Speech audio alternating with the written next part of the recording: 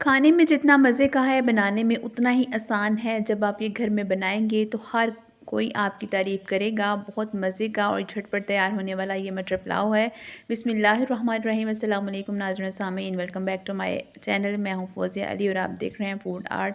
तो इस झटपट तैयार होने वाले मटर पुलाव को आप किस तरह से तैयार करेंगे, इसको जानने के लिए मेरी वीडियो अंत तक ज़रूर देखें ताकि हर चीज़ आपको सही समझ में आ जाए। तो चलिए फिर स्टार्ट करते हैं।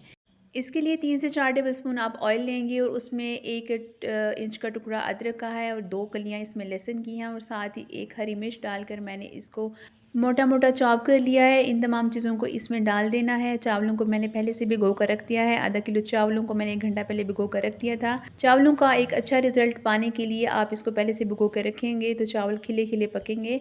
जब ये लाइट ब्राउन हो जाए तो इसमें 1 प्याली के करीब मटर शामिल कर देने हैं।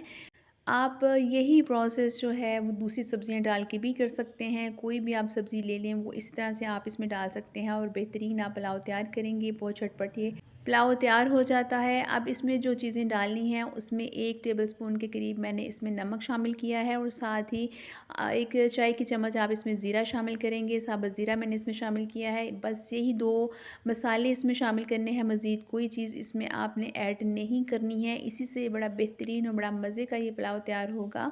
इसको मीडियम टू लो फ्लेम पर हम भूनेंगे। तब तक हम इसको भूनेंगे जब तक जो मटर के दाने हैं वो चटकने ना लगे। जब मटर के दाने इस तरह से चटकने लगे तो उसमें पानी ऐड करना है। पानी अभी इसमें सारा मैं शामिल नहीं करूँगी, बल्कि सिर्फ आधा ग्लास मैंने इसमें पानी शामिल किया है और इसको मीडियम टू लो फ्लेम पर 5 से 10 मिनट के लिए आप रख देंगे ताकि मटर भी अच्छे से गल जाएँ।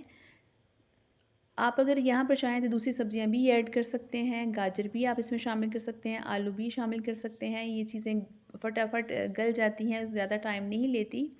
तो इस तरह से इस मटर को गलाना है और जब ये अच्छे से गल जाए और ये भून जाए तो इसमें पानी शामिल कर देना है।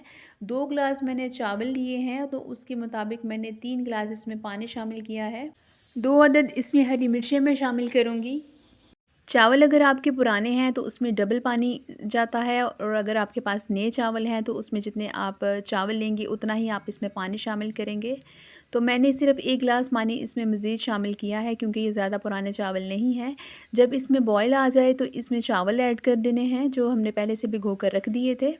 आप यकीन करें कि बहुत जितना ये आसानी से आप बना लेंगे, खाने में ये बहुत ज़्यादा मज़े का होता है। आप इसको कौरमा के साथ, शोरबे वाले सालन के साथ आप इसको खाएं, बहुत मज़े के ये लगते हैं। बहुत सारे लोगों को मटर बहुत ज़्यादा पसंद होती है तो उनके लिए बेहतरीन ये एक रेसिपी है। आप ब्राउन चावल तो खाते हैं, कभी आप इस तरह से चावल बना के देखिएगा।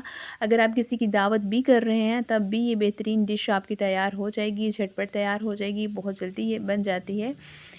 बहुत सारी बच्चियाँ हैं जो नई अभी कुकिंग सीख रही हैं और वो इस तरह से कोई डिश बनाना चाहती हैं तो उनके लिए ये बेहतरीन रेसिपी है, बहुत जल्दी बन जाती है और उनसे इंशाल्लाह ये पहली ट्राई में ही बेहतरीन बन जाएगी। आप उनको इस तरह से ज़रूर सिखाइएगा। अब इसका नमक चेक करना है। अगर आपको नमक यहाँ पर कम लगता है तो वो इसमें ऐड करेंगे। नमक मुझे थोड़ा सा इसमें कम लगा था तो मैंने थोड़ा सा नमक और इसमें ऐड किया है। 4 से 5 मिनट में ये पानी रिड्यूस हो जाएगा और जब पानी इस तरह से आ जाए आपने फ्लेम को बिल्कुल लो पे कर देना है और इसके ऊपर इस तरह से मैंने प्याज डाले हैं, ब्राउन करके आप इस पे प्याज डालें। बहुत मज़े के लगते हैं, एक तो लुक बड़ी अच्छी आती है और जो प्याज का इसमें टेस्ट है वो भी बड़ा अच्छा आएगा। अब इसको 5 से 10 मिनट के लिए दम पर रख देना है। 10 मिनट के बाद मैंने इसका ढक्कन उठाया है तो देखिए माशाल्लाह हमारे चावल बिल्कुल रेडी हो चुके हैं, बड़े मज़े के और एक एक दाना इसका खिला हुआ है।